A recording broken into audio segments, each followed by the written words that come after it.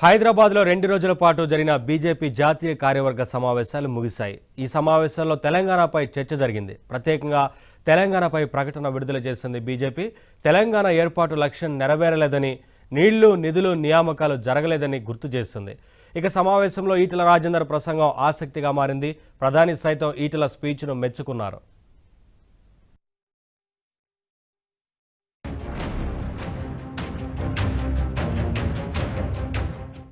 తెలంగాణ ఏర్పాటై 8 ఏళ్లు గడిచినా ప్రజల ఆకాంక్షలు ఇప్పటికీ నెరవేరలేదని జాతీయ కార్యవర్గ సమావేశాల్లో బీజేపీ స్టేట్మెంట్ విడుదల చేసింది.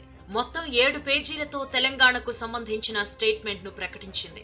నీళ్లు, నిధులు, నియామకాల పేరుతో అధికారంలోకి వచ్చిన టీఆర్ఎస్ పట్ల రాష్ట్ర ప్రజలు నిరాశతో ఉన్నారని అందులో పేర్కొంది. తెలంగాణ ఏర్పాటుకు బీజేపీ సహకరించిందని, ప్రత్యేక రాష్ట్రంలో బీజేపీ పాత్ర కీలకమైందని తెలిపింది.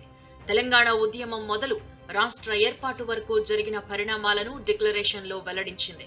తెలంగాణ ఉద్యమ సమయంలో చేసిన హామీల అమలులో కేసీఆర్ సర్కారు విఫలమైందని విమర్శించింది. వచ్చే ఎన్నికల్లో బీజేపీ విజయం ఖాయమని, డబుల్ ఇంజిన్ సర్కార్తో తెలంగాణ అభివృద్ధిలో దూసుకెళ్తుంది అని తెలిపింది బీజేపీ.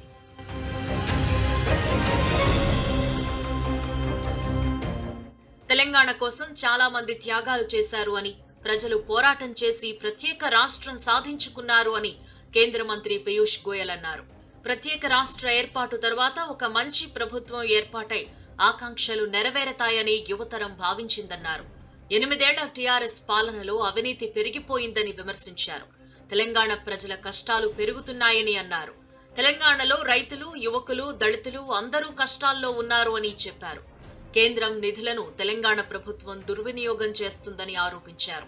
तेलंगाना में बहुत ज़्यादा अशांति है. जो इरिगेशन के प्रोजेक्ट्स हैं, जिसमें खासतौर पे कालेश्वरम प्रोजेक्ट था, उसमें 40,000 से बढ़ के 1,30,000 करोड़ प्रोजेक्ट कॉस्ट कर दिया गया. मैं समझता हूँ ये अपने आप में एक यूनिक उदाहरण है इस देश में कि कोई प्रोजेक्ट 40,000 करोड़ से बढ़ के 1.25 लाख करोड़ से बढ़ जाए. पलामूर रंगारेड्डी प्रोजेक्ट था, जिससे 18 लाख एकड़ का सिंचाई की योजना थी, या नितमपाडू निंदी का प्रोजेक्ट था. इन सब की भी अवमानना करी गई है. समझता हूं जो गत दिनों में चुनाव के परिणाम आए हैं, खासतौर पे हैदराबाद के जो म्युनिसिपल कॉरपोरेशन का चुनाव रहा, जिसमें भारतीय जनता पार्टी का बहुत ही अच्छा प्रदर्शन रहा. టీఆర్ఎస్ ప్రభుత్వం అధికార దుర్వినియోగానికి పాల్పడుతోందని కిషన్ రెడ్డి విమర్శించారు. బీజేపీ ఏర్పాటు చేసిన ఫ్లెక్సీలపై భారీగా జరిమానాలు వేశారని అన్నారు. టీఆర్ఎస్ ఏర్పాటు చేసిన ఫ్లెక్సీలపై అధికారులు ఎందుకు చర్యలు తీసుకోవట్లేదు అని ప్రశ్నించారు. తెలంగాణలో 2 రోజులుగా ఏం జరుగుతుందో అంతా చూశారని చెప్పారు. టీఆర్ఎస్ సర్కార్ స్టీరింగ్ అసదుద్దీన్ ఓవైసీ చేతిలో ఉందని ఆరోపించారు. 6 ఏళ్లుగా సచివాలయానికి ఒక్క రోజు కూడా సీఎం కేసీఆర్ రాలేదని విమర్శించారు. మరి ఈరోజు భారతీయ జనతా పార్టీ విజయం సాధించాలని ప్రజలు కోరుకుంటున్నారు. తప్పకుండా ఆ దిశలో మేము అడిగేస్తాము. ఈ కార్యవర్గ సమావేశాలు ఏవైతే జరిగాయో తెలంగాణ ప్రజల్లో ఒక విశ్వాసం కల్పించేటువంటి ప్రయత్నం ఈరోజు జరిగింది. ప్రజలందరూ కూడా ఈరోజు మేము ఒక్కరమే కాదు తెలంగాణ ప్రజలందరూ ఈ కార్యవర్గ సమావేశాల సందర్భంగా సంతోషంగా ఉన్నారు, స్వాగతం పలుకుతా ఉన్నారు. పార్టీలో సీక్రెట్ ఉండదు. हमारी डेमोक्रेटिक पार्टी, हमारा फैमिली पार्टी नहीं है, हमारा परिवार पार्टी नहीं है. इसीलिए जो भी आए मगर इलीगली आए, क्योंकि पूरा सिक्योरिटी पुलिस वाला करते, हम नहीं करते.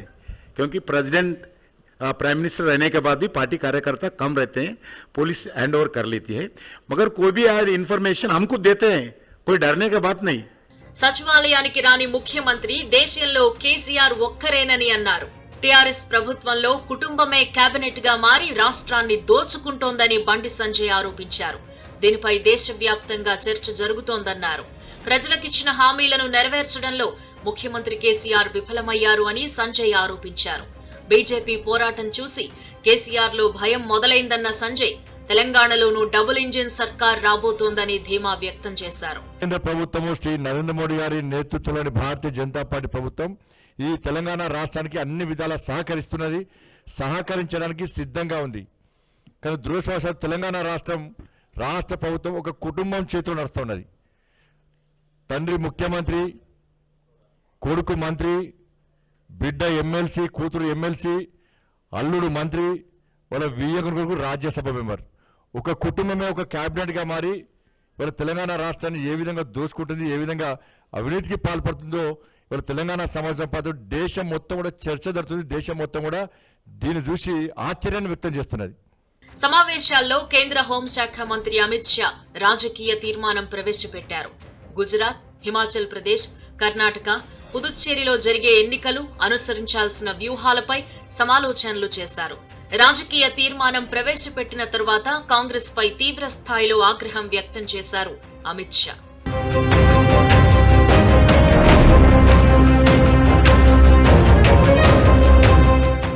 రెండు రోజులుగా సాగిన జాతీయ కార్యవర్గ ముగింపు కార్యక్రమంలో ప్రధాని నరేంద్ర మోదీ ప్రసంగించారు.